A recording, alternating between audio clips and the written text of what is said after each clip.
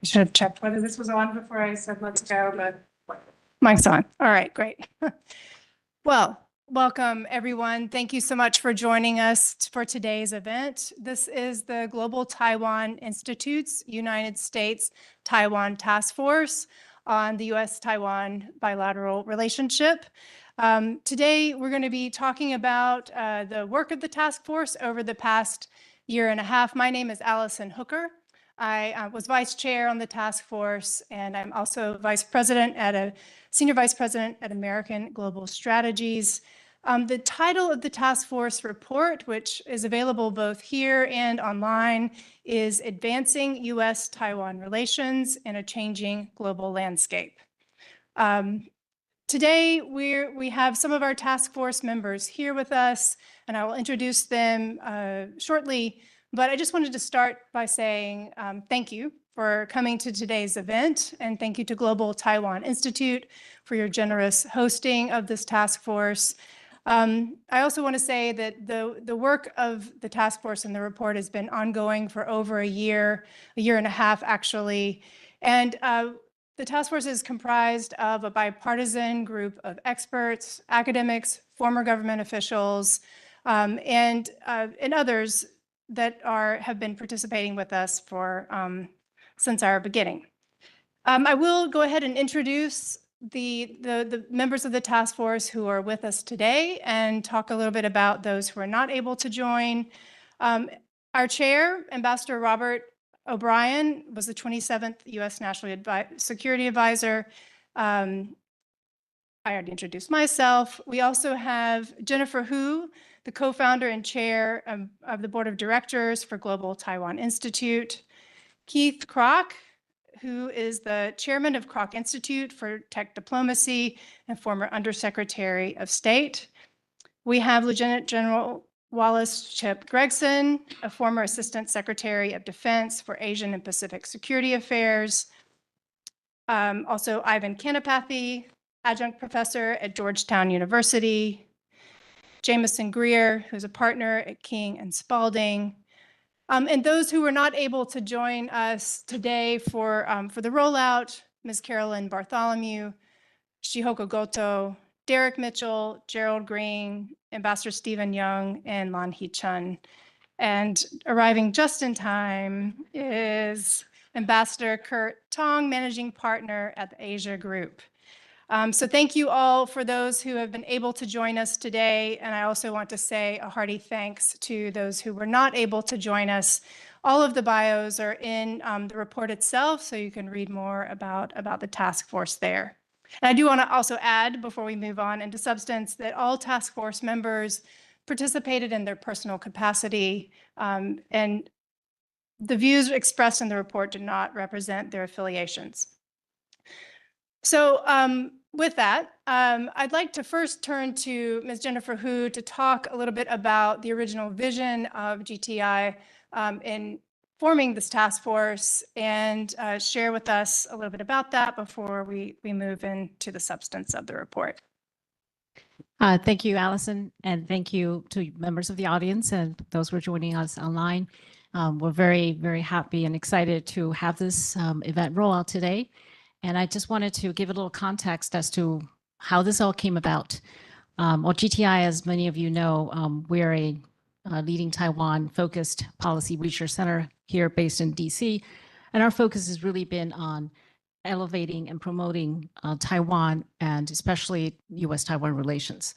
So we thought it was very timely and is also a very, very important initiative to put together a very distinguished bipartisan task force that would focus on not just defense and security.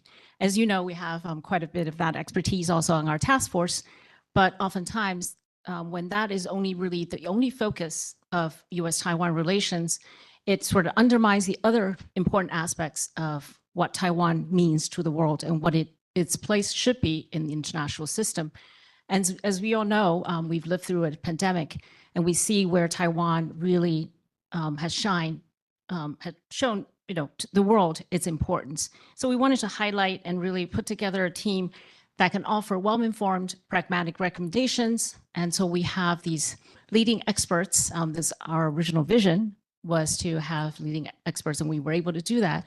And we're honored to have had Ambassador Robert O'Brien, who was willing to chair the group and help put together this distinguished group of task force members.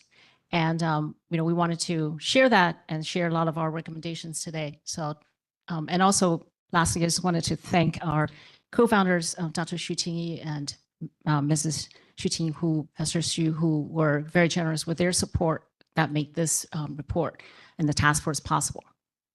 Thank you, Jennifer. Well, as I noted, the report is the product of over a year's worth of discussions and dialogue. Looking back, we actually began our work the late days of July 2022, just a week or so before former Speaker Nancy Pelosi took her trip to Taiwan, and things sort of escalated quite quickly after that. We also took a study trip to Taiwan in late March. And days after our return, President Tsai transited the United States in California, where she met with former Speaker McCarthy. And in the intervening months, lots of things happened that not only highlighted the importance of Taiwan, but also throughout the world, which also looked as though maybe it could take the focus off of Taiwan. With that thought in mind, I wanted to turn to you, Ambassador O'Brien, just to speak a little bit about the importance of Taiwan in today's global context. Sir.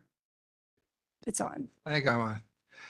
Well, listen, thank you, Allison. Thank you, Jennifer. And what a great group of task force members we have. So I'm going to try and keep my remarks brief so you can hear from the real experts on the region and on Taiwan, on the PRC.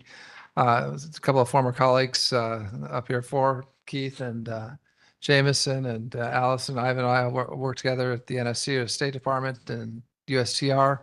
And then we've got Ambassador Tong and General Gregson and others that are just, it's been a privilege to work with them and to benefit from their expertise and knowledge.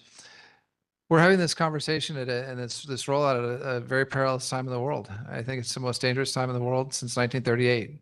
We've got Russia having invaded Ukraine, a bigger neighbor thinking it could just obtain good title to a smaller neighbor by conquest. It sounds familiar to Taiwan and China, where we've seen Iran basically through Hamas, but make no mistake, Iran invade Israel. And now we're waiting for the third shoe to drop to see if Chairman Xi or General Secretary Xi, whatever his most recent or preferred title is, Emperor Xi, is going to invade or take some course of action against Taiwan. And why is Taiwan so important to us beyond just the fact that they're our friends and neighbors in the Indo-Pacific? It's critical for three big reasons. Number one, it plays a very important geopolitical role in the Western Pacific. It's a tie that binds the Northern Pacific and America's allies, Japan, South Korea, to the Southern allies, treaty allies, the Philippines, Thailand, Australia, New Zealand. If China gets a hold of the ROC, gets a hold of Taiwan, the PLA Navy will have unlimited access throughout the Pacific. It's like one admiral once told me, it's like a champagne cork. You pop the cork of Taiwan, and the PLA Navy spreads out through the Pacific like a champagne coming out of a bottle. It puts Hawaii, California, our allies all up and down the region at risk. So it's geopolitically critical to the PRC. Number two, Taiwan's, and it's based on the hard work and the ingenuity of the Taiwanese people, has become just a critical component of the global supply chain. The 90% or up to close to 90% of the small nanometer semiconductor chips that we use come from TSMC and come from Taiwan.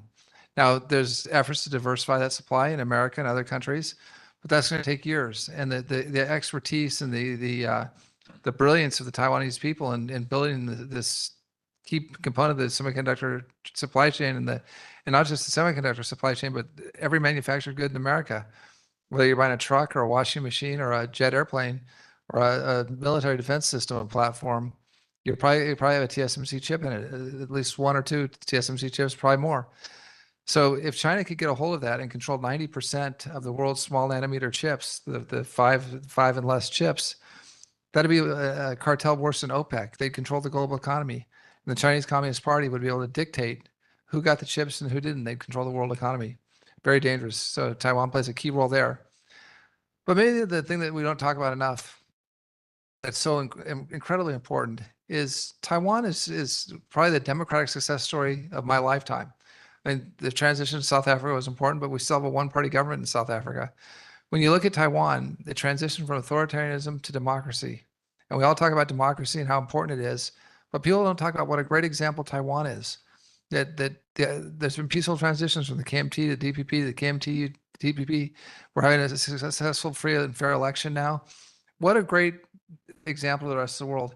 But what an example of the people of China, because we hear this nonsense coming out of Beijing that the Chinese people can't live in a democracy. They're not disciplined or smart enough to be in a democracy. They have to be controlled by a strong hand from the center. They can be ruled only by an emperor or by the general secretary of the Communist Party. Taiwan gives lie to that, just like Hong Kong did. That's why Hong Kong had to be extinguished. And the democracy in Taiwan has to be extinguished because it poses an existential threat to the raison d'etre of the Communist Party of China, which believes that only the party and the cadres in the party and the dictators in the party can govern the Chinese people. But the Chinese people, Chinese-speaking people, Taiwanese and Mandarin people have shown that they can govern themselves in a democracy and do it quite well and have economic prosperity, democracy, law and order, the rule of law. And it's a real beacon to the whole Western Pacific and to the whole world, just by leading by example. But that makes it so dangerous to the Communist Party of China. And so those are three of the reasons that I believe Taiwan is so important geopolitically to the U.S. It's important to the global economic system, but it's also important to worldwide democracy. And we can't see that democracy taken over. So with those comments, I'll turn things back over to Allison. But again, I want to thank Jennifer, GTI. I want to thank all my colleagues on the commission, and look forward to a really robust and interesting discussion. Thank you, sir. Well, as we noted, the work of the task force, our objective was to conduct a comprehensive review of the relationship, the US-Taiwan relationship, and to make recommendations to both governments, the US government and to the Taiwanese government, on steps that we could take to not only improve and strengthen the relationship, but also to improve and strengthen Taiwan's resilience in the face of the kind of challenges that Ambassador O'Brien just framed. Our work is divided into three categories. The first category is recommendations in the diplomatic and political space. The second is military and security, and the third is economic and trade. So I'd like to start with the first of those, with the diplomatic and political space and those aspects of the relationship. We've taken many steps. U.S. has taken many steps over the past few years to expand our relationship with Taiwan, to upgrade it in some ways. And in spite of that, we still think the task force found there's more room to improve that engagement. The first part of our discussion, I'd like to turn to Ivan Kanapathy to talk about the recommendation to further expand ties between the U.S. and Taiwan, and how that builds on what we've done, including in our time in government, what we've done over the past few years. Sure. Thanks, Allison. Great to be here, and thank you, GTI, and thanks, of course, to Ambassador O'Brien for leading us through this endeavor. Just on what Allison mentioned, I think it's really important to understand like what our sort of government to government and other ties brings to the table. And, you know, it's really important that, as Ambassador O'Brien mentioned, that, you know, we support a fellow democracy. It's really important. I think everybody here understands how important the supply chains are that run through Taiwan, in particular with relation to semiconductors. But I think the most important thing is what I think everybody would agree on, regardless of where you are in the world, is sort of maintaining what is typically termed peace and stability, right, in the Taiwan Strait, because just the ramifications of what a conflict could mean over there. And I think it's important that folks understand that these ties that we have with Taiwan also contribute, you know, weapons obviously contribute in some way, but I think having these ties also contribute to deterrence.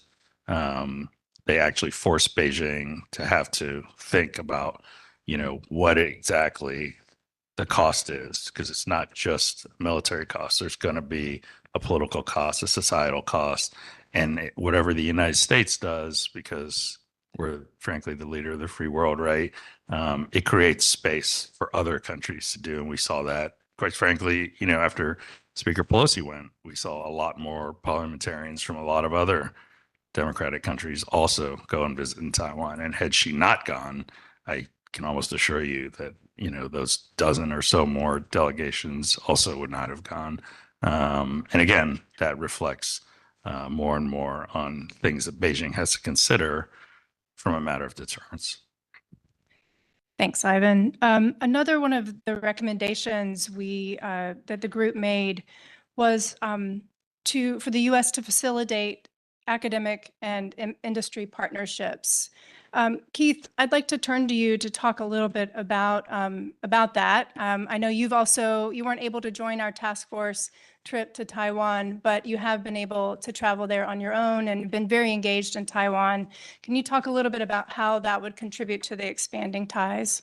Sure. And I think when you're looking at a report like this, or I look at it as a strategy, it's important to build on the past. And so my mission as Undersecretary of State running U.S. economic diplomacy a few years ago was to develop and operationalize the global economic security strategy. And Taiwan was a very important part of that.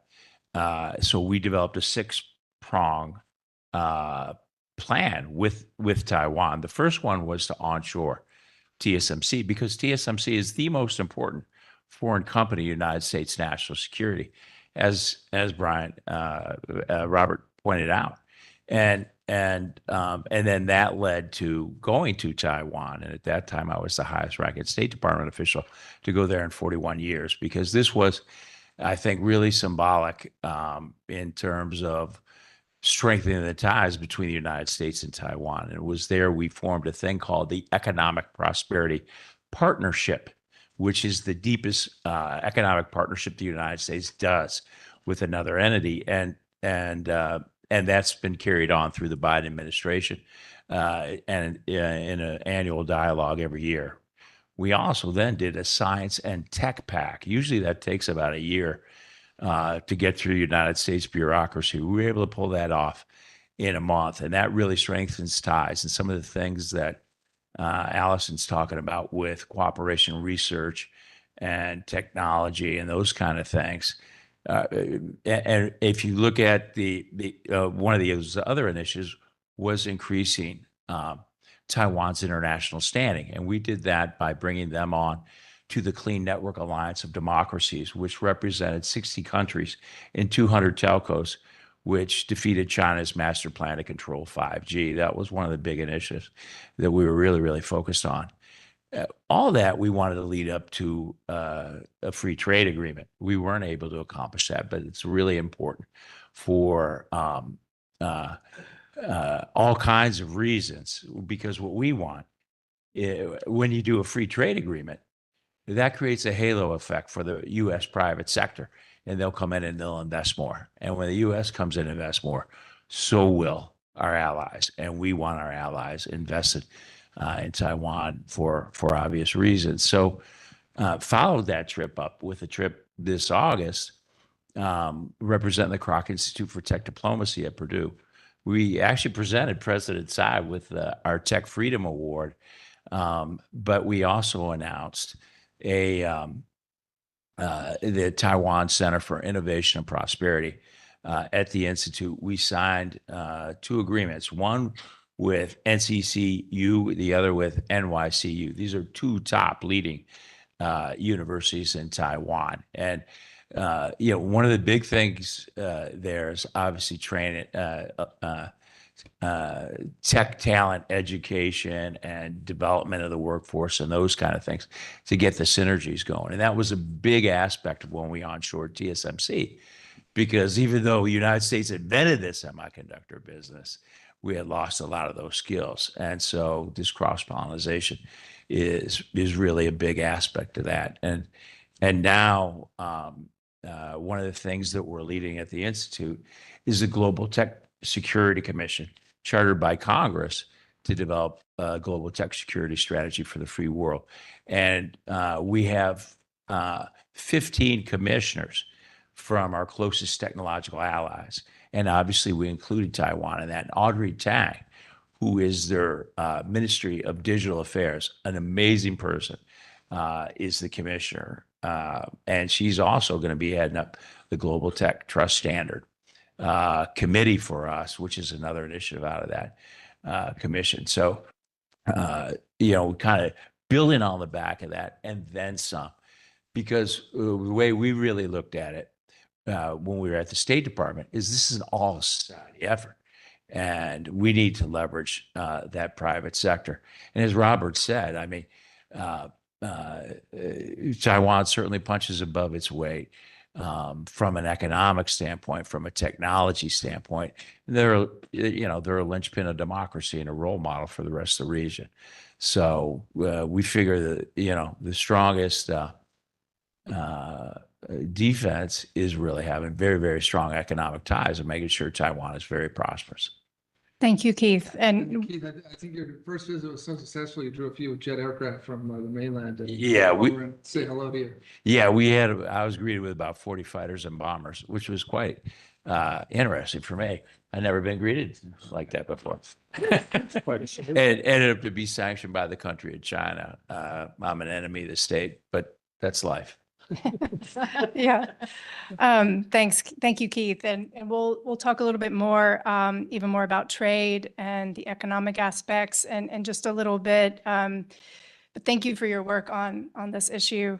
Ambassador O'Brien, during your time in office, you did some work to highlight Taiwan needing to be more representative, at least as an observer in international organizations.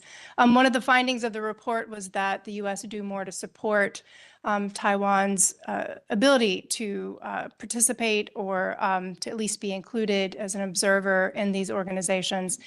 Can you talk a little bit about that and why you think that's important?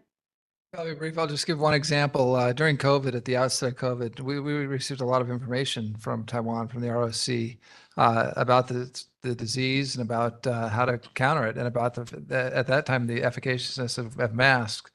The problem was the Chinese controlled all the PPE production. We didn't even have masks in the White House. We had just a few in the White House physician's office. So the government of Taiwan sent us masks. They sent it to the hospitals in Washington, but they also sent a separate package for us at the White House. So we were able to put everybody on the watch floor in the Situation Room at the White House who work in close quarters 24/7, monitoring events for the president. We were able to put them all in masks. And I'm proud of one photo I have of Rick Granell, who at the time was our acting DNI. He and I were at a meeting with the president and had our masks on, and they said "Made in Taiwan" on the bottom of them, which I'm sure my Chinese friends who've also sanctioned me as well. They never articulated why they sanctioned me. It just said I was a criminal, which maybe a cattle thief back in Ireland, somewhere in the ancestry. But they were able to contribute greatly to our understanding of the pandemic there early stages, and yet they weren't represented at the WHO. So here's a country of almost 30 million people with advanced medicine, advanced manufacturing, who can offer a lot to the world, and they should be at least have observer status in the UN and the WHO and various international organizations, because they can contribute their lessons to the betterment of mankind. And so to exclude such an ingenious people and a hardworking people, just because of where they come from, is really ridiculous. It's kind of like the boycott efforts against Israel and other countries, but for Taiwan, it's really bad, especially in the World Health sector. So my goal was to try and get them involved, as Keith and others, to try and get them involved at every step in any sort of multilateral environment. That doesn't change U.S. policy, doesn't change our recognition of the PRC, but it just means that the human family can benefit from having Taiwan's input, and I thought that was very important. That's right. Thank you, Allison. Yeah, thank you. Thanks. Another recommendation that the group made regards the GCTF. And Ivan, I'd like for you to just share a few thoughts on why we found that should be expanded, the participation that should be expanded. Yeah, I mean, the GCTF, for those that aren't familiar, the Global Cooperation and Training Framework, started between the U.S. AIT, right? So the U.S. government and Taiwan. I think back around 2015 is when it actually kicked off, and I was serving in Taipei on behalf of the United States at that point. It's grown a lot, but it's been very, very positive in bringing in sort of other members of the international community. I think several dozen countries at this point have participated in GCTF events. They typically focus on giving Taiwan and other sort of developed countries a chance together with Taiwan to share best practices and lesson learned when it comes to, all kinds of things like global health or, women's rights, a lot of different sort of topics and areas where folks need help, disaster response and disaster prevention, a lot of medical focused type of events and initiatives. So there's definitely room to expand, both broaden to other folks, other countries around the world, but also some other topics also. Thank you. And then a final recommendation that the group had was that both the United States and Taiwan have basically Indo-Pacific strategies. In Taiwan, it's Taiwan's new southbound policy, and of course, the U.S. Indo-Pacific strategy. We also talked about the value of looking for overlap between our two strategies and finding those areas as things we can work on together going forward. So I thought that was a really important recommendation to highlight as well. I want to turn to the group to see if there's any other thoughts or comments about our diplomatic and political findings or anything from trips that that you've made separately or with the task force. Anything anyone would like to contribute before we move to the next section? If I may, I just wanted to sort of highlight, I think Taiwan's lack of international participation has not excluded people of Taiwan and a lot of the civil society organizations and NGOs who really participate and sort of make the contributions that they can and could be, and even from the private sector. And I think that's something that, even though it may not necessarily specifically highlight it, but some of these will be areas that I think we can all work on and contribute towards into this relationship. That's great. From a diplomatic standpoint, you mentioned the Global South program of Taiwan, helping out nations in Southeast Asia, helping out nations in that recognize Taiwan as a nation. And one of the things that we're working with them now on is what we affectionately call the Trusted Tech Finance Initiative. Because as we would travel around the world, we would talk with prime ministers or economic ministers or finance ministers of developing nations. Their number one request was, what we want is we want the United States private sector to invest in our country. In particular, we want the innovation sector. In particular, we want to close the digital divide in our rural regions. And this is one of the areas where China's everywhere. And when I was chairing the meetings of our International Development Finance Corp, one of the things I really wanted for, and also for my 3,000 economic officers, was what we call affectionately the titanium package.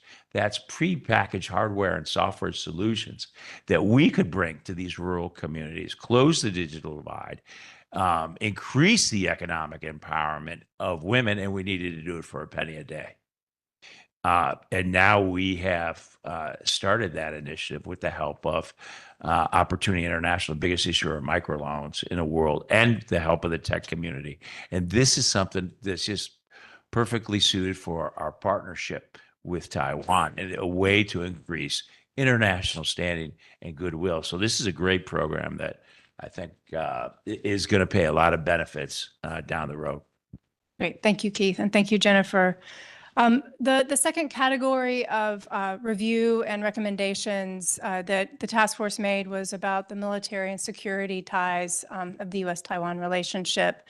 And in many ways, this is both the easiest and the most difficult section to talk about. Easy because it gets highlighted all the time, just based on China's aggressive behavior towards Taiwan that has increased over the past few years, but difficult as we look for ways to truly help Taiwan become more resilient and able to deter and defend against China. The task force reviewed the various aspects, and I think the findings won't be a surprise, but they are worth highlighting.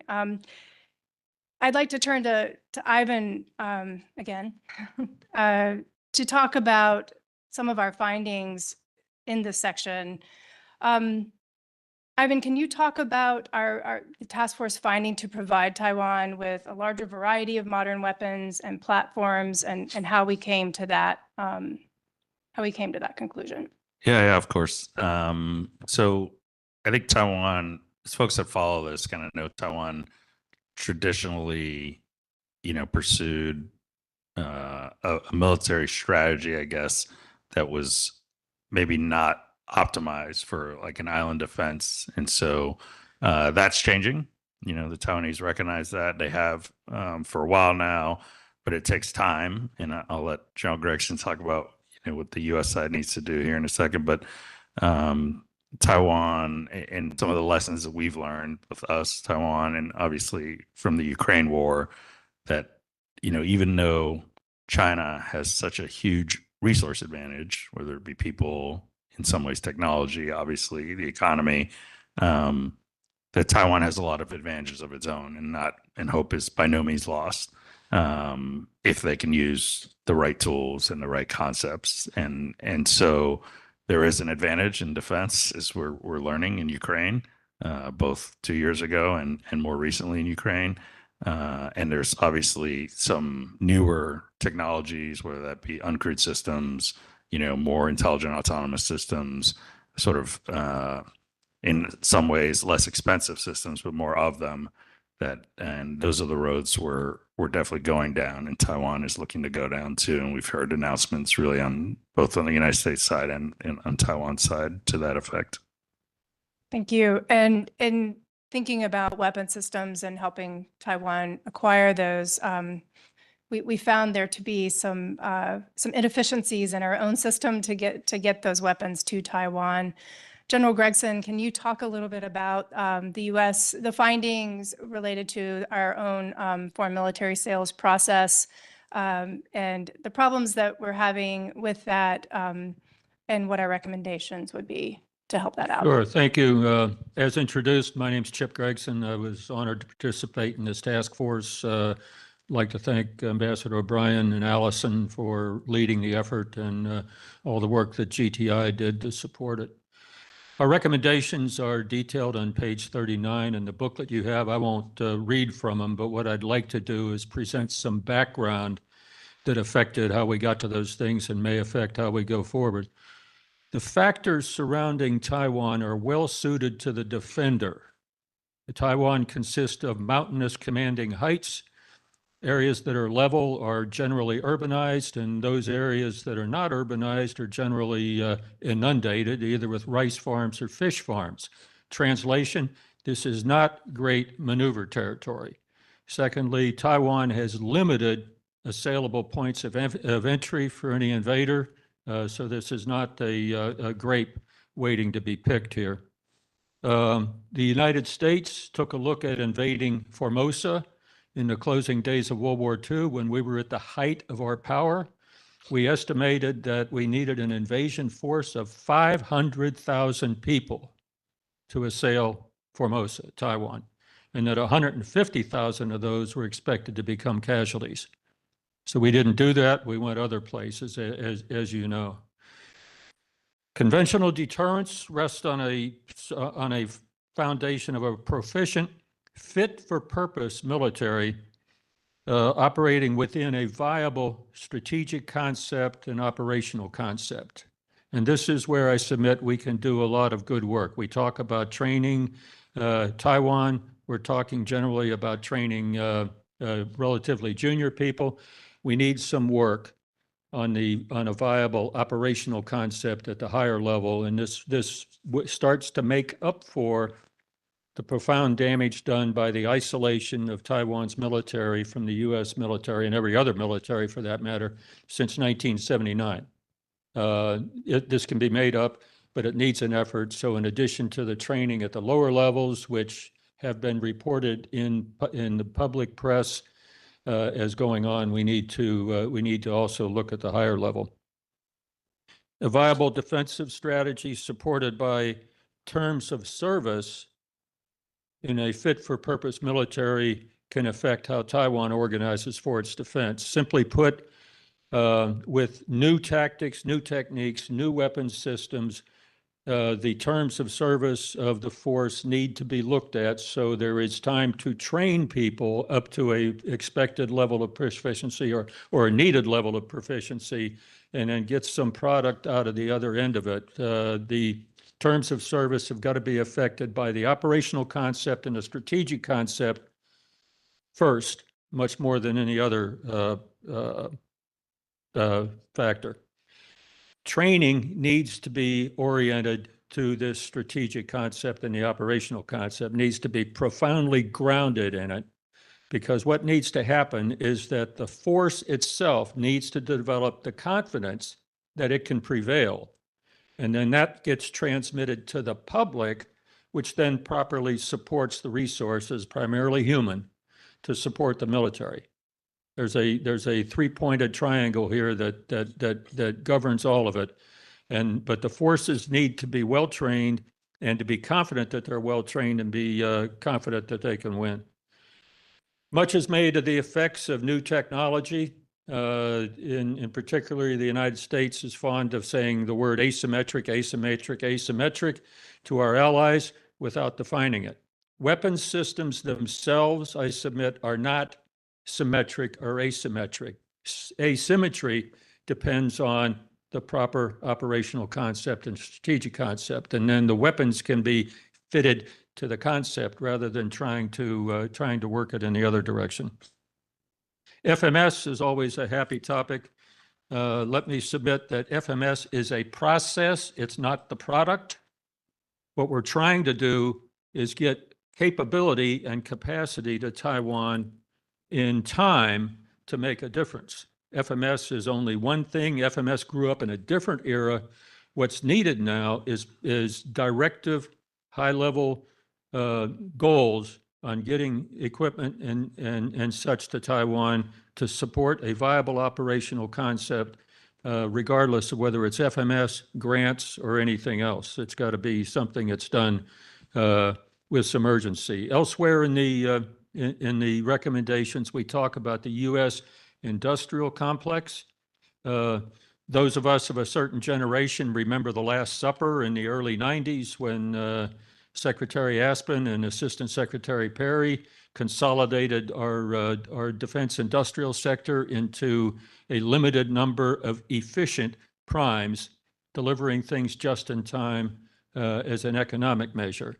Right now, we're struggling to supply arms and weapons and ammunition to Ukraine and to Israel. Simply put, we are no longer the arsenal of democracy, and we need to work on generating more capacity as a matter of urgency. Yes, our allies can provide things, but our allies are looking to us for leadership too, and without changing the makeup of our industrial complex, I think we're not going to be nearly as successful as we want or need to be. Thank you. Thank you, sir. That really helpful background and overview of how we landed on what we landed with regard to findings for the task force. I'd like to turn to Ambassador O'Brien and actually Kurt Tong, I'd like to get your thoughts on this as well. We talked while we were on our task force trip about the need to work with allies and partners, the United States to work with allies and partners to ensure that Taiwan has what it needs in terms of supplies, both perhaps in energy and other resources, and also with regard to its infrastructure to remain resilient in the face of Chinese pressure in particular. Ambassador, any thoughts from you on that and how we arrived at that finding? And I recall that we had some of those conversations on our trip as well. If Kurt, you'd like to make a few comments. Let me kick to Kurt because he's a real expert in this area. So, well, I don't have any prepared remarks on this topic, but I do think recall that there are important partners of the United States surrounding Taiwan in a geographic sense, and then there are important partners of the United States surrounding Taiwan in a global sense, which would include friends in Europe, and having them all thinking actively about the range of scenarios that could be that could transpire and would require a response from them in order to help reestablish the status quo in the case of PRC aggression is a really important thing to be doing. I think the U.S. government is doing that. It's not highlighted that much in our report because we don't want to be, it was kind of beyond our scope to be telling Japan or the Philippines or other places what they should be doing, the UK.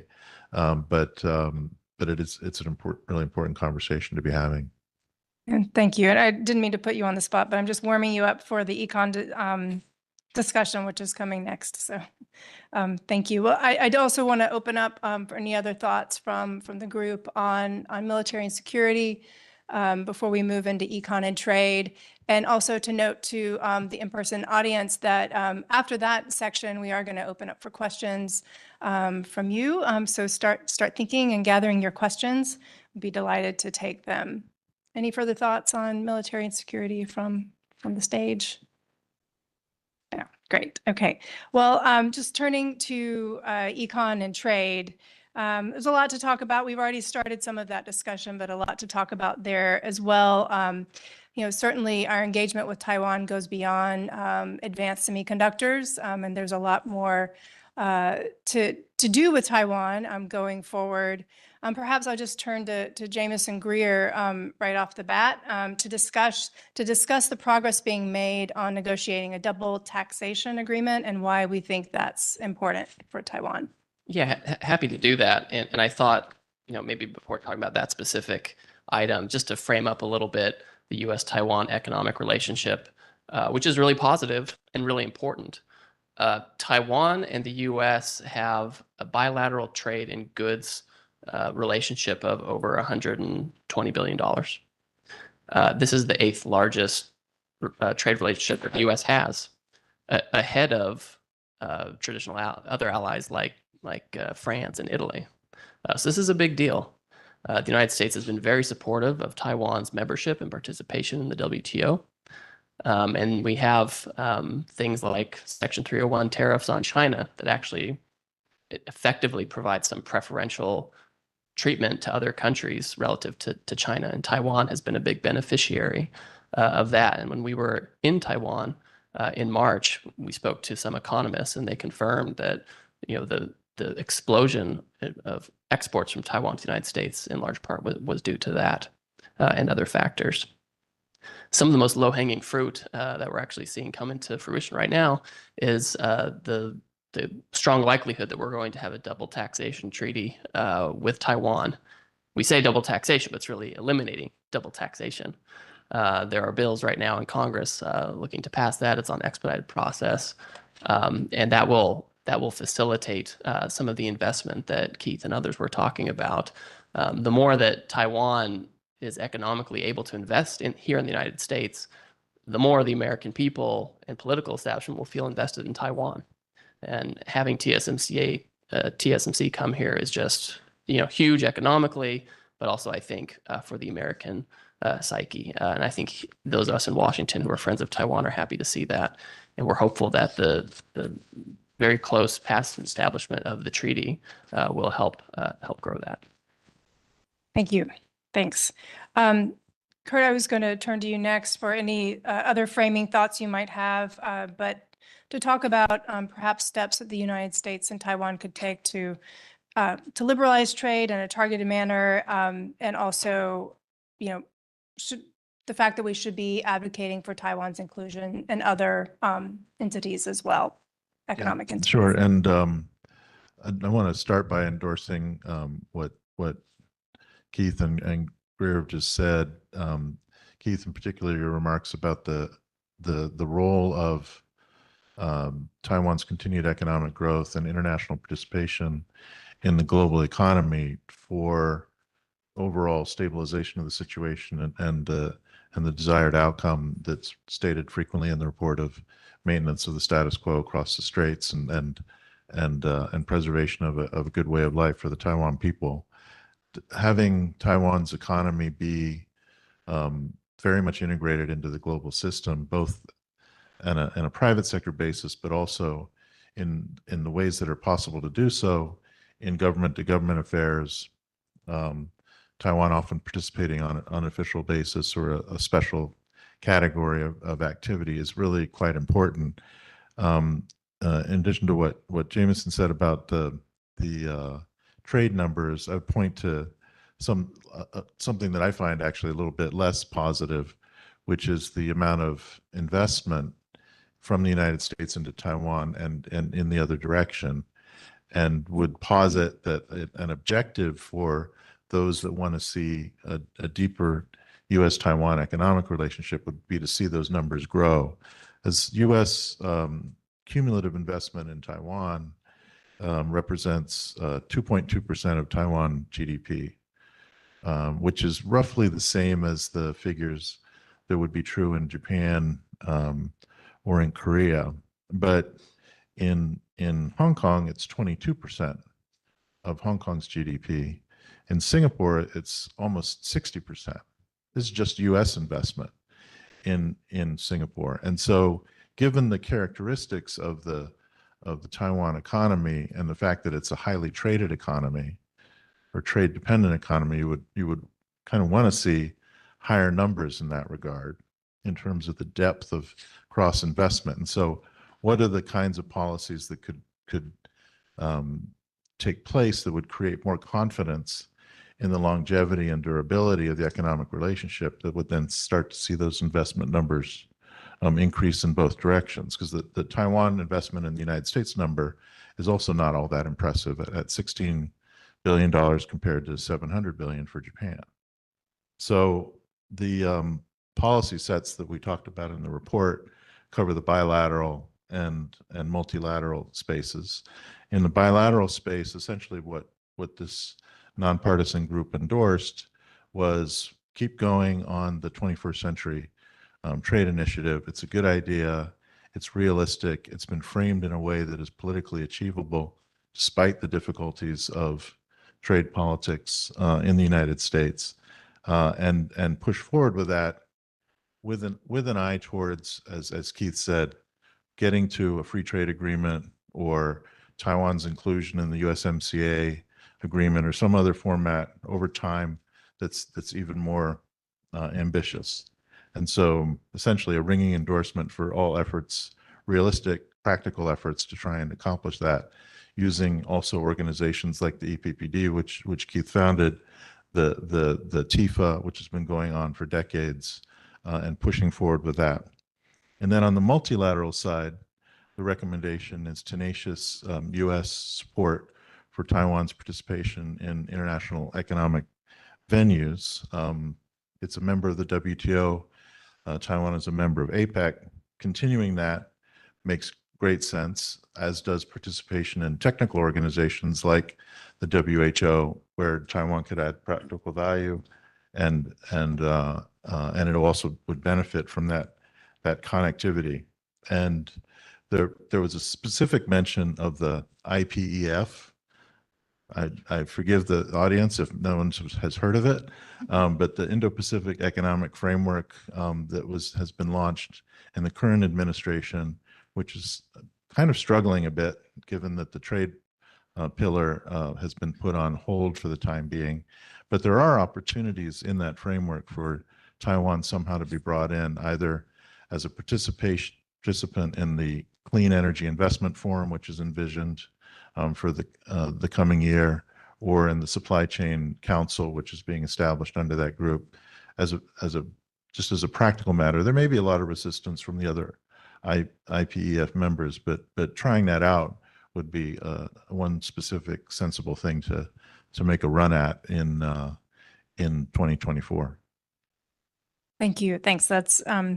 Those are all helpful comments. And Jameson, Keith, others, any other thoughts on the economic and trade aspect of the relationship? And by the way, I super agree with the point about driving investment in Taiwan, particularly from the United States and allies. So one of the big initiatives we have is I'll be leading the delegation of the US-Taiwan Business Council, January 20th. And by the way, so I invite anybody to come. We have about 40 companies signed up. And when we were over there in August, they're looking for some key particular areas that can help them in terms of a natural disaster, in terms of things like satellites, those kind of things. So we've got a great group that we're taking over, and really to have it two ways. And one of the things we talked about was Taiwan doing more investing into the United States, and the double taxation thing and all that is a hang up. But also the other thing that they need is capital, venture capital, private equity. And this is one of the things that we're trying to drive with the Taiwan Center at our institute, because they are really, really keen on doing that.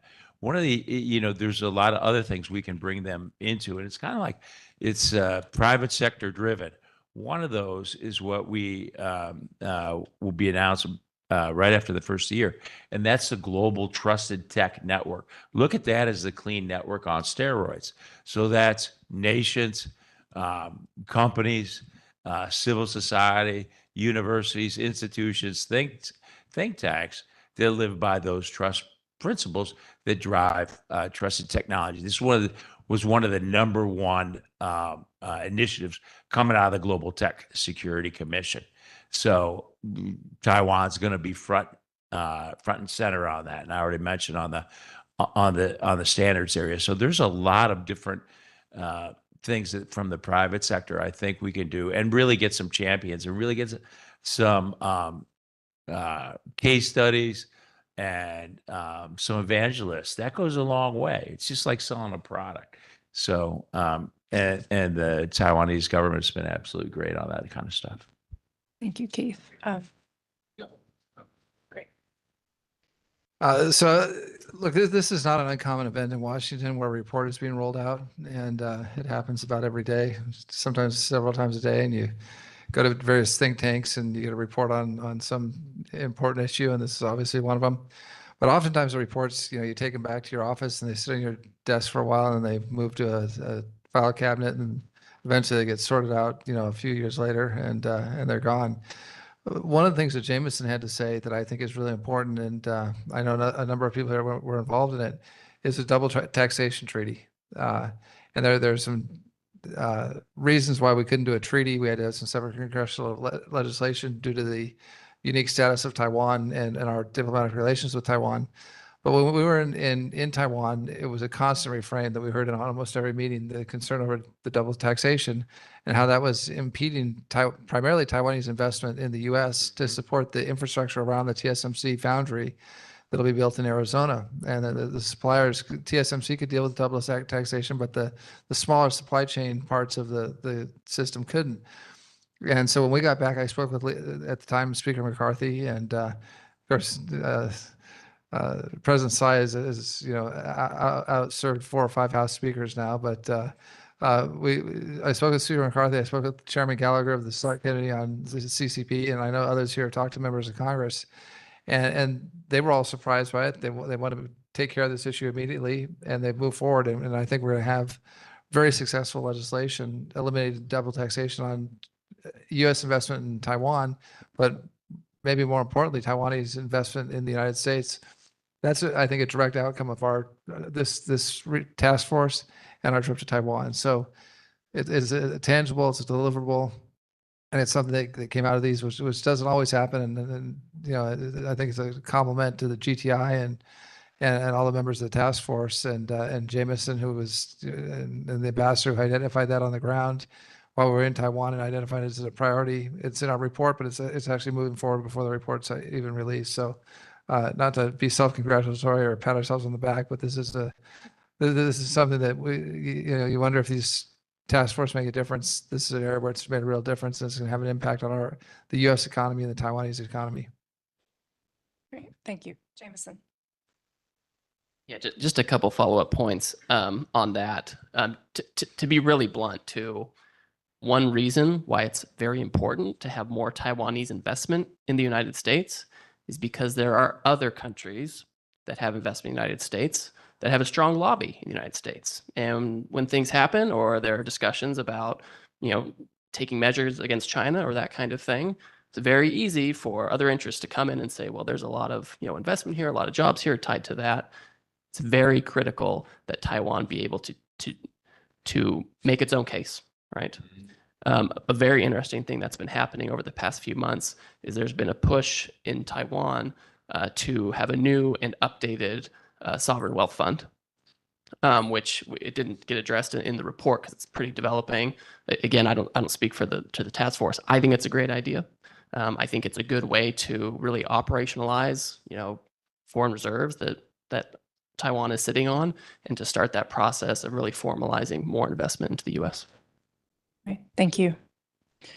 Jennifer. And just to add to that, I think the stronger both of the economies are and that interdependent sort of mutual beneficial relationship develops, the strong, the easier it is for people to feel more tied to Taiwan. And I think Taiwan also makes an effort to participate in the summits and some of these invest in U.S. big summits. And so that type of elevation of interest in the U.S. and also in Taiwan, vice versa, would really elevate and expand the relationship further, and in turn allow Taiwan to become even stronger as the front line to very aggressive campaigns and coercion and threats. Great. Thank you. So that sort of is an overview of the findings. There's a lot more detail in the report itself. I hope you will take a look at that and read through all of the work that was done to frame the findings and then detail the findings. We would like to open for question and answer session for our remaining time, and welcome participate. Sure, I was going to do all of that at the end, but before we do that, I will say so many thanks to the GTI staff. Very much at the top of the list is Marshall Reed. Marshall, who was the rapporteur for our task force and did most of the work on drafting the report and then getting it to us for edits. And I also want to thank his other teammates whose names I would get wrong if I try to go through all of them. But of course, Jennifer and the rest of GTI, Russell Shao, thank you very much for all of the support. And I also like to thank from AGS, Sean Calabria, who also helped out. So thank you, Sean. Okay, with that, I saw hands. I'm going to go my left to right, and you don't have a mic because I have your mic probably. So, yeah, somebody. Yeah. Hey, good morning, everyone. So kudos to the report. It was very comprehensive, very detailed. Thank you all for your lovely remarks this morning. Stood out as an international relations scholar. Covered 3 letters. Do you mind stating? Oh yeah, sorry. Hi, Ryan, freelance writer on Indo-Pacific affairs. But you guys only touched on 3 letters of the dime. And in the 21st century, information really is currency. Like, I know a lot of really smart people that consume more media from Instagram than from academic sources. And so I was wondering, did you guys put any thought into, helping Taiwan get an upper hand in the information space, either through positive messaging or combating disinformation? Yes. Thank you. Thanks, Ryan, for that question. And I'll open up to our task force members, but we did talk a lot about disinformation. Specifically, I mean, Keith mentioned Minister Tang from MODA. We had a very detailed conversation with her and her staff about that. And I believe if we didn't mention it, which we didn't because you're asking about it, there is some information in the report about how we should work with Taiwan to strengthen their ability to counter that. But you raise a very good point. Are there any other thoughts from the group on that? That was a big purpose of our trip when we went over in August. Obviously, from our perspective, United States perspective, we don't get involved in any of the election issues. They would ask us those questions, but we made it very clear. But one of the things that we do a lot of is promoting Taiwan from an international standpoint. I mean, and it's really holding them up on a pedestal right where they belong, because Taiwan punches above its weight. And as Allison said, Minister Tong, I couldn't think of a better person to handle their cybersecurity, particularly during this election time. They're getting, on the average, 7,000 to 8,000 cyber attacks from China a day. And so these guys are real professionals when it comes to handling that. As you can imagine, this is about the most sensitive time right around now. Very good question, and thank you. Thanks for that. I'm going to go to the front row here, and then I'll move to the back after these two front questions. Hi, I'm Alan, a student at Georgetown University. So my question is, the closest capital city in East Asia from Taiwan's Taipei is neither Beijing nor Tokyo, is ROK Seoul. South Korea is going to have a critical general election next year, just 3 months apart from that of Taiwan in January. What would be Taiwan's strategy vis-a-vis Korea and vice versa? Thank you. What should be Taiwan's strategy with regard to Korea? Any thoughts from the group? And then Well, I would offer that without any formal strategy, support for any democracy in Asia is support for all democracies in Asia. And I would hope that there's ways to work this together. A similar question can be asked by other countries, which has been asked, if it goes to a conflict over Taiwan, what do you want us to do? Easiest answer is mount a robust and successful defense of your own territory and interest, and we'll sort out the rest of it later. So probably not hitting what you're seeking on a specific Taiwan strategy in the South Korean elections, but in general, that would be what I would offer. Hi, my name is Ann Vroom. I work with an entity called Inari Inc., which is in the private equity area. Looking at Taiwan, it's obvious that one of their vulnerabilities would be a blockade, particularly with regard to energy resources.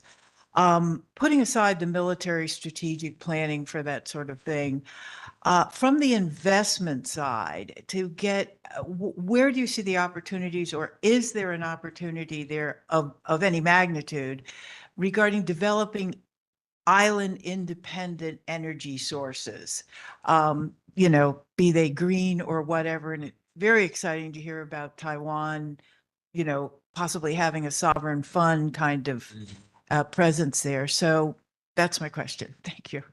So I think not just with Taiwan, but across the world, I think small modular reactors are going to be a huge, nuclear reactors are going to be a huge part of green energy going forward. And Dan Brulette, who was our Secretary of Energy, worked on these projects very, very closely. Others are more from, my degree is in political science, not in real science. So I won't get into the science, but these reactors have very few byproducts, no radioactive byproducts. They can power up to a city of about 50,000.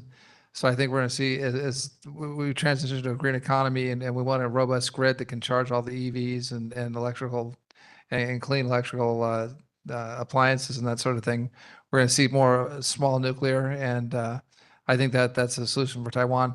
The problem is we're probably 5 to 10 years out from having those that are being commercially viable, and the next 5 to 10 years is a period of greatest concern with the PRC and Xi's third term and potential fourth term, and his desire to unify China and take over coercively, take over Taiwan during his presidency or his general secretaryship. So the key is to get to try and get them some energy independence, whether it's wind, solar, tidal, nuclear in the short term.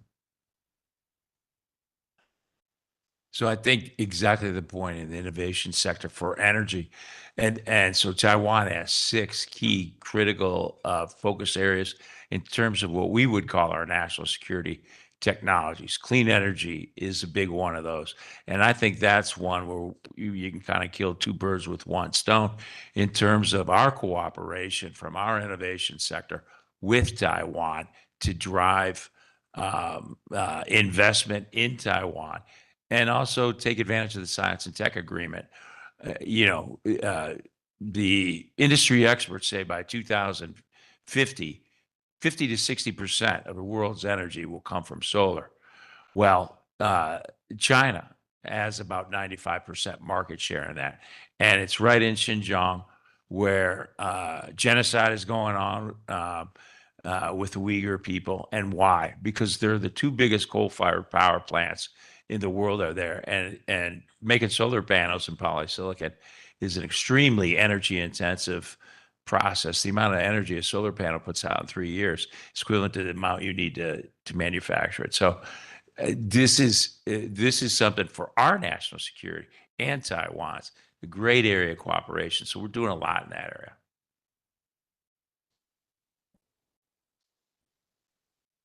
I'm Peter Humphrey, an intelligence analyst and a former diplomat. We seem to be living with a fantasy in which a sufficient number of HIMARS, Javelins, Patriots, Stingers arrive in Taiwan in sufficient numbers and on time. That is truly a fantasy. And it means we have to go with Plan B.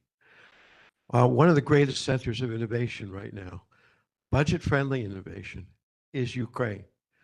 It would be really, really, really nice to see Taiwan military delegations in Ukraine learning all the lessons that can be learned about state-of-the-art technology, budget-friendly technology, including anti-ship drones.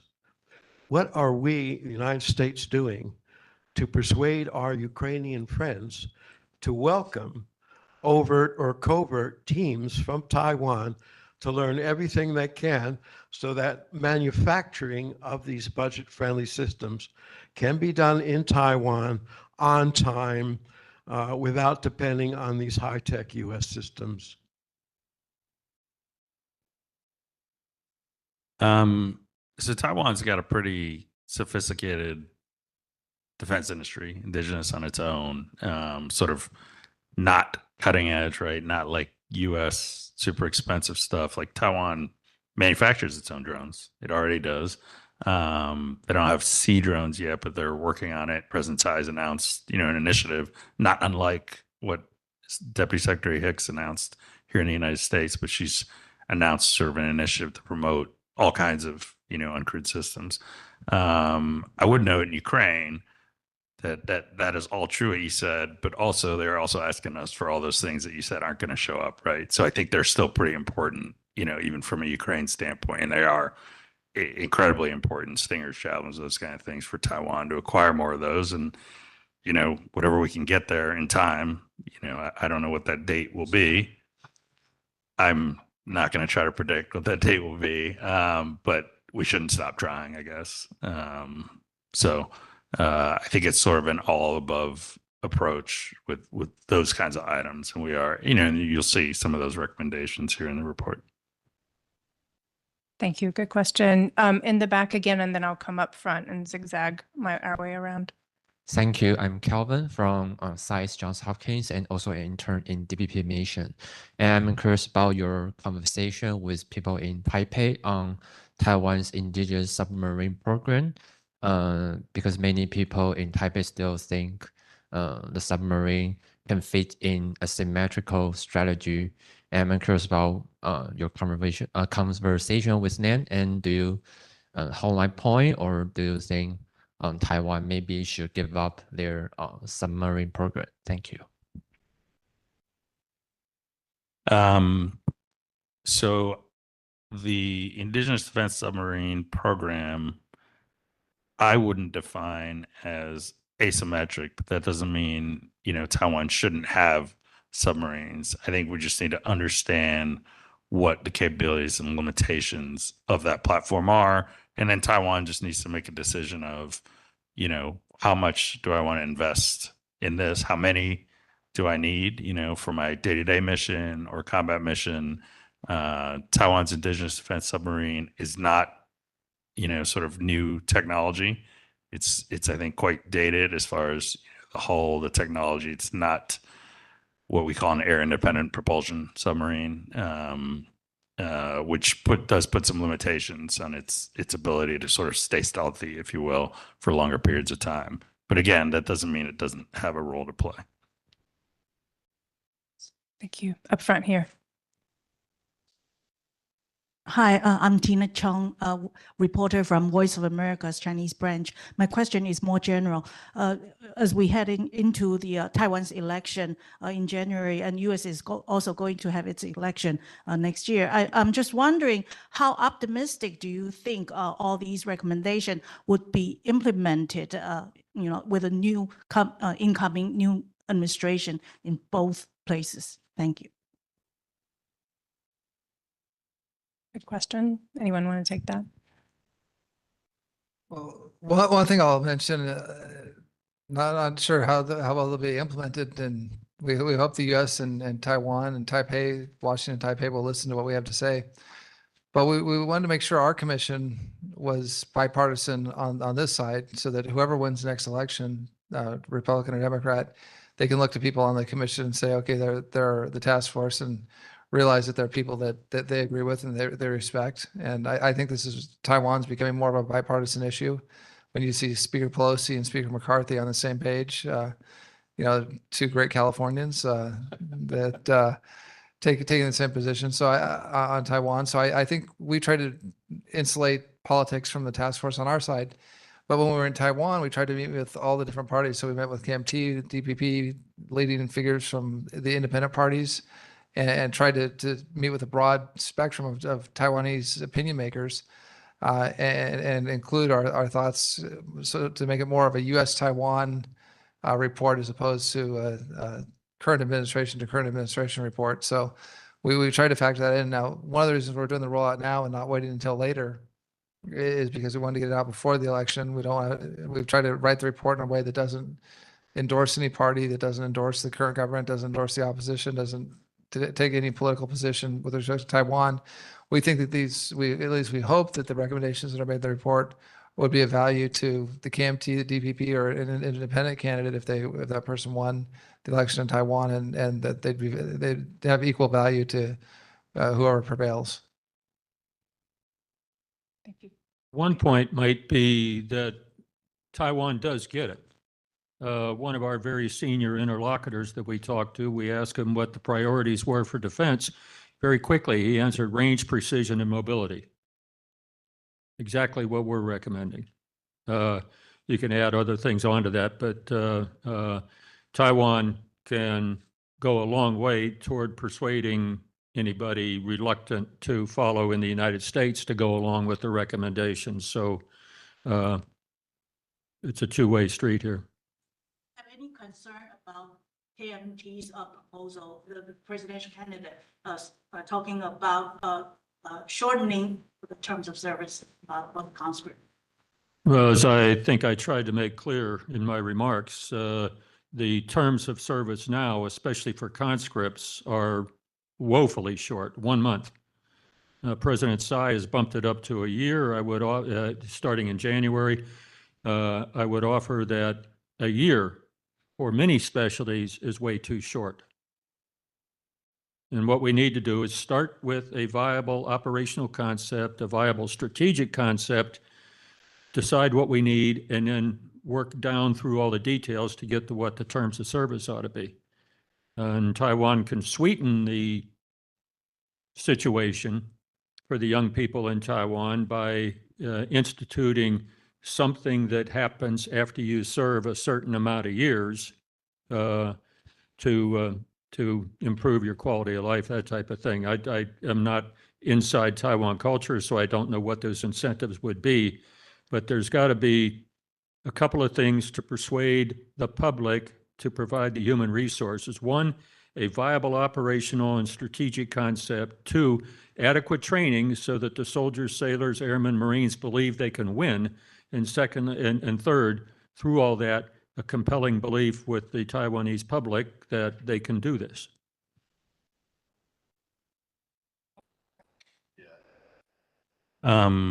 Just to get to maybe your question more directly, Tina, we didn't, some of the things that are happening now in the election were not, as we were writing this, it was a little bit of time ago. So we didn't really directly address it. I think, and correct me if I'm wrong, I think I could tell you though that the task force supports the extension of conscription, from 4 months to 12 months. So that's sort of unequivocal. I think I could also tell you that the task force would not support a return to a cross-strait service and trade agreement. That's not something we discussed specifically, but I think just kind of gauging from where we are on sort of where we think Taiwan's economic sort of relationship should be strengthened, that's not where we would fall out. I don't know, Kurt. Yeah, I'm not sure we have consensus on the second one. Okay. But I was going to say, Tina, that just point that most of the recommendations in here are directed at the U.S. government, and they're chosen specifically to be feasible and doable. These are not recommending fundamental changes in U.S. policy, but practical initiatives that could make an important contribution to strengthening the relationship. Here, front, and then second row, and then. Richard Coleman, retired from Customs and Border Protection. Since working on the task force, have any of you changed your opinion on the continued utility of the Taiwan Relations Act, which has constrained us?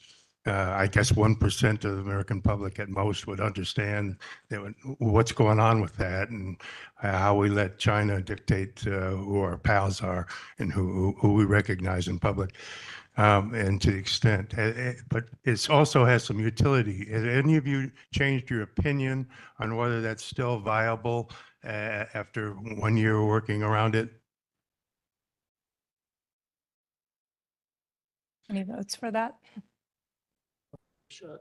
Yeah, and let me just mention, look, I don't think we changed our opinion, but in the last administration, we took a number of steps.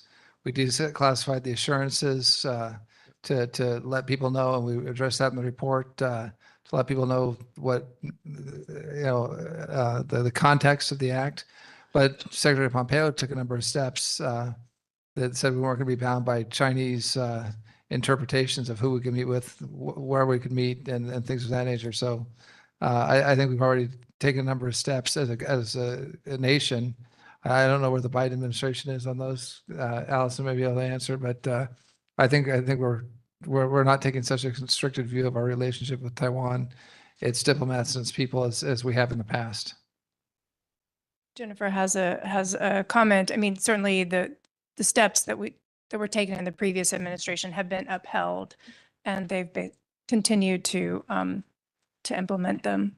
Jennifer, go ahead. Well, I think the Taiwan Relations Act is a very, very important legislation. Is it really defines the relationship, and it's a very unique statute that gets in this space for US-Taiwan, and that's why I think Congress has feels very compelled and feels strongly about should help shape that further.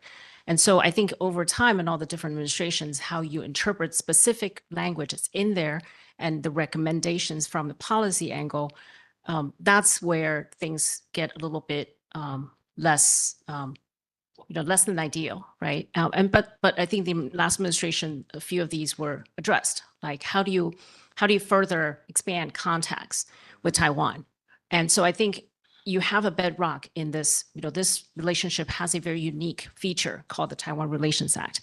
And, along with other documents and other policies that help to shape this. So, should there be work, that could be potentially done on that? Sure. And we've had a few, symposium and discussions panels on those as well. And that's definitely one area of work that deserves some attention. Can I take a shot at this? Yeah, sure. The Taiwan Relations Act is more often cited than understood by people. It's an example, also quite seriously, it's an example of successful, to a degree, Chinese disinformation strategy. The Taiwan Relations Act is very friendly to us. For number one, it says we are to guarantee no coercion. So when you can deploy a battle group under that rubric. It was written by Congress, so it's got something in there for everybody. But we have to be careful when people start trying to tell us what our one China policy is. We acknowledge China's position. We don't agree with it necessarily. That type of thing. And my favorite one in there, the phrase of preventing any coercion of Taiwan, needs to get more attention, I think. Keith, and then we will. I would definitely agree with that. And the way we looked at it was that actions speak louder than words. And so what we wanted to do is we wanted to strengthen those ties with tangible things, whether, it was a visit, whether it was the Economic Prosperity Partnership, the Science and Tech Agreement, bringing them into all these different organizations, and also encourage the private sector to not kowtow and bend the knee to Emperor Xi on this issue, which and by the way, you talk about coercion. I mean, you use all kinds of intimidation. I always call it the 3 C's: concealment, coercion, and co-option. And I think everybody's looked at what's gone on in Hong Kong. And that was the wake-up call of all time for Taiwan, because there's not going to be two systems in Taiwan. They're going to take it if their aim, exactly as Robert said, is,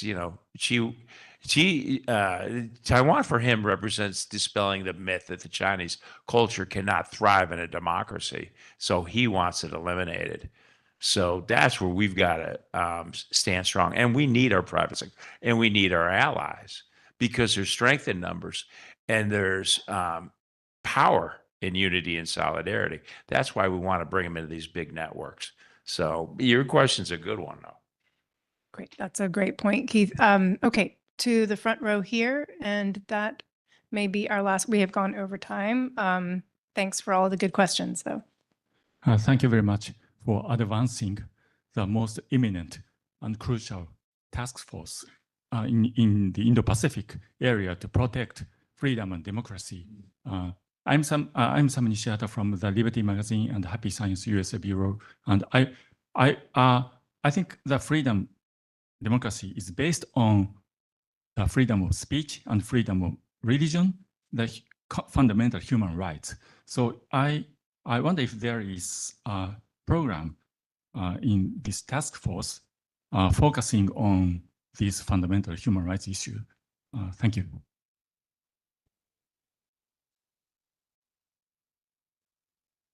Sorry. The question was, did we? What was the question again? Whether we focused on human rights. Human rights. Yeah. Well, I mean, the reason we took the group to Taiwan was to actually be there in person to see where Taiwan is and have that, connection with Taiwan on the ground, seeing how people are living and really thriving as a migrant democracy. Mm-hmm. And of course, we feel very strongly about human rights and democratic values, and which is why we convened the task force to ensure that we will uphold all this, and Taiwan gets to be able to maintain what it has built over time, and to the testament of the spirit of the people, and being able to really maintain a society that upholds human rights. It's one of the most progressive places in Asia, and it continues to thrive under a very democratic system. And democracies, of course, face challenges, as ours do here too, and they're constantly evolving as well. So the more that we all recognize and make sure that Taiwan is also folded into the international system that value human rights, democratic values and freedom, that would further safeguard Taiwan's sort of future. And that's why we have all these recommendations to help shape that future relationship between the U.S. and Taiwan. Yeah. I think this entire report is about human rights. That's the thesis. Because if China takes over Taiwan, now that's a surveillance state. And we see what they're doing in Xinjiang. They're going to do the same thing in Taiwan. So this whole report is about human rights. It's exactly about what you are talking about advancing. That's freedom and democracy. That's what this is. And what Taiwan represents is a model for the rest of the world. And if something happens in Taiwan, that is going to impact the world in a big way in this epic struggle between authoritarian aggressors and freedom and democracy.